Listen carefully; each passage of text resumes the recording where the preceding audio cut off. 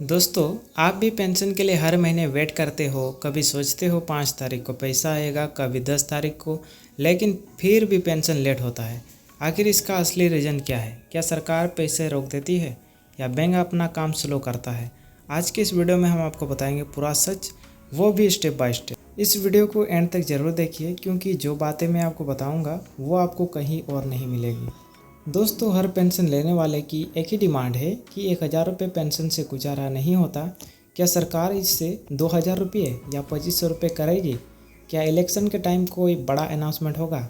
आज के इस वीडियो में मैं आपको पूरा एनालिसिस के साथ बताऊंगा कि पेंशन बढ़ने के चांसेस कितने हैं, कब हो सकता है और इसका पेंशनर्स पर क्या असर पड़ेगा। वीडियो के एंड तक ज़रूर देखिएगा, क्योंकि मैं आपको स्टेप बाय स्टेप बताने वाला हूँ। तो झारखंड में शुरू में पेंशन सिर्फ 200 रुपये थी, फिर धीरे धीरे बढ़ाकर 500 रुपये हुई, उसके बाद 1000 रुपये कर दिया गया। उसके बाद 2019 के इलेक्शन के बाद डिमांड उठ रही थी कि 1500 से 2000 रुपये किया जाए, लेकिन बजट की वजह से अभी तक 1000 रुपये ही चल रहा है। सोशल वेलफेयर डिपार्टमेंट के रिपोर्ट्स के हिसाब से अभी 20 लाख से ज़्यादा बेनिफिशरीज है झारखंड में। अगर 1000 रुपये से 2000 रुपये या 2500 रुपये कर दिए जाए तो खर्चा डबल हो जाएगा।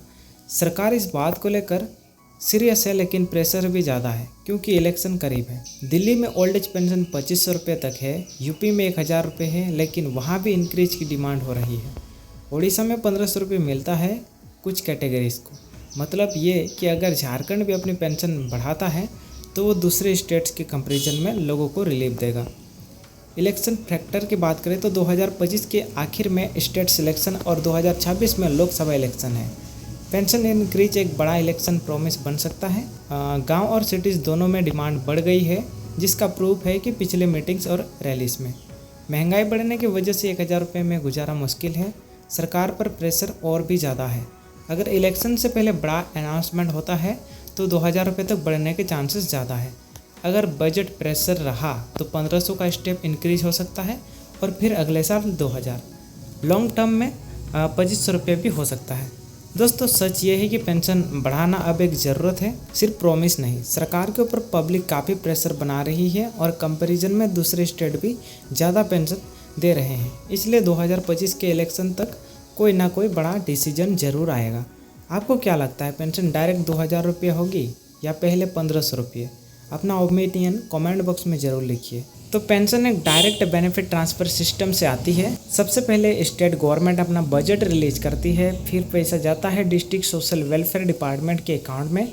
वहाँ से वेरिफिकेशन होता है कि किस किस बेनिफिशरीज का पैसा भेजना है।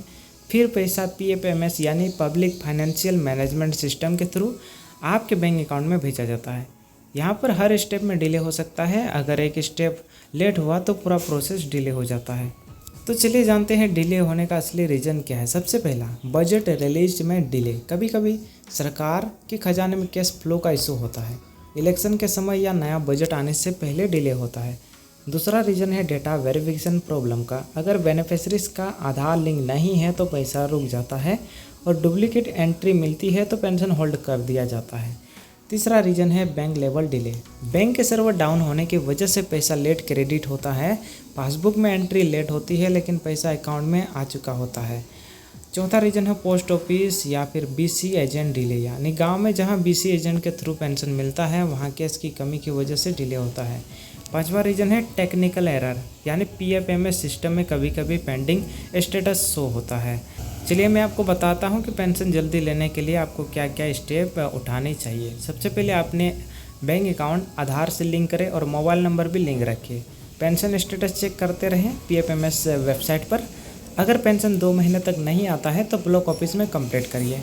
बैंक से हमेशा एंट्री कराओ। कभी कभी पैसा आ जाता है लेकिन अपडेट नहीं होता।